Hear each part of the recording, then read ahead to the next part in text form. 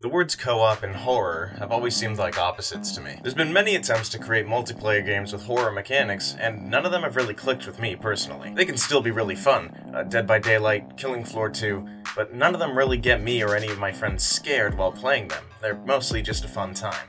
And that's okay. But that's not what I live for. I live for that adrenaline. I live to get that blood pumping and that sweat dripping. I want to be scared. Single-player games have the advantage here. It's you versus the world. But where's my scared sensation in my scary multiplayer games? The answer is Phasmophobia. In case you don't know, Phasmophobia is a co-op horror game in which 2 to 4 players investigate a haunted location in order to find out what type of ghost is occupying it. You're provided basic tools at first, but as you progress and get better at identifying the spirits, you're able to purchase more sophisticated tools with in-game currency. And that's it. A simple objective. There's side objectives as well, but those aren't required to complete the investigation. They just provide extra challenge and bonus cash. So, what separates this game from the rest of the pack? Why has this game, made by one guy, become far more successful than other independent multiplayer horror titles? The answer is, this game doesn't hold your hand for shit. And whatever scenario you and your friends end up in is entirely all of your doings. You all have a common enemy, and you all have to work together to get it to provide you all clues while watching each other's backs.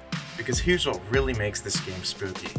The ghost is unpredictable every time. Does it respond to an EMF reader? Does it respond to a spirit box? Does it make the room cold? Whose ear did it just whisper into? Why are all the lights flickering? Did you guys hear a door close? It looks like a faceless baby. It looks like a fat old guy. It looks like a flying shadow. And don't forget the silence. This game has a good chase mechanic where you hear your heart begin to beat and you see your flashlight start to flicker. It's general knowledge that when this happens, everyone needs to shut up, or you'll get got. So, you could be laughing, having a ball with your friends in this dark, musty-ass school, when suddenly everyone stops talking at once and tries to hide. It literally creates a separation between multiplayer fun and isolated terror, and I've yet to find anything else that can compare. There's a few mechanics in this game that, when said out loud, sound pretty bad. For example, every character in this game is severely obese. There's clearly some sort of visual glitch or something that shows them as skinny characters, but that can't be the case because every character in this game walks and runs like they're 400 pounds. The movement speed is unbearably slow. Of course, this is supposed to make a ghost chase more intense, as some ghosts can move quicker than you, which is good. But this movement speed is torturous when playing on the larger maps. And why does the Tier 1 flashlight even exist? What is this? It lights up nothing. Play with the blindfold on instead for better vision. Once again, in its defense, purchasing the higher powered flashlight gives you a sense of progression, a reason to keep playing, but that doesn't make the Tier 1 flashlight not trash. But playing with your group will likely make you forget about all that stuff, and I honestly can't think of any other harsh criticism. The game wins another award, in my eyes, for having a great community. I'm not lying when I say I have not come across a troll or someone who's toxic even once. Either I'm just lucky, or that's just the nature of this game. Nobody wants to mess around with anyone because it's so satisfying tracking down the ghost, and you can't do it by yourself. And most strangers are friendly people and willing to inform you about anything you could be confused about. One thing I have noticed about the public lobbies is that people will kick you instantly as soon as you join, yet still keep the lobby open. I did some hardcore investigation, and the reason behind this seems to be that people are waiting for their friends to join instead. What these people seem to not be considering are the existence of private lobbies. Since this appears to be groundbreaking and a difficult to understand concept, I'm going to provide a quick tutorial on how to create a private match instead of kicking people every 2 seconds.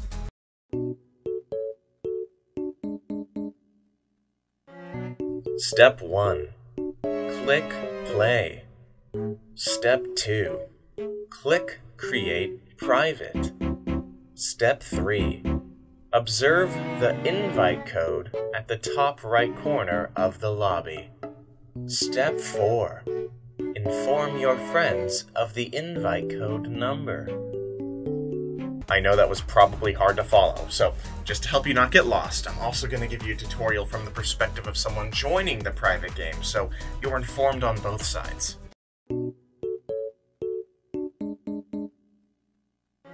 Step 1. Click Play. Step 2. Click Join Private Game. Step 3. Enter the invite code that was provided to you. Woo! Finally! That was a doozy. I know the instructions were complicated, so if you need to, rewind the video so you can get a better feel for it, and if you're still confused, leave a comment and I'll attempt to help you out with this cryptic system. A mechanic that perpetuates teamwork is the item carry limit. You can only carry 3 items. Oh, wait, you need the ability to actually see in these buildings, so everyone needs a flashlight. So really, each person can only carry 2 items. There's 3 clues that identify the ghost, and more than likely, one of the items each person is carrying will not be an indicator. So you will all need to communicate on what each of you are holding so you don't waste any time. Because guess what? Every match is timed.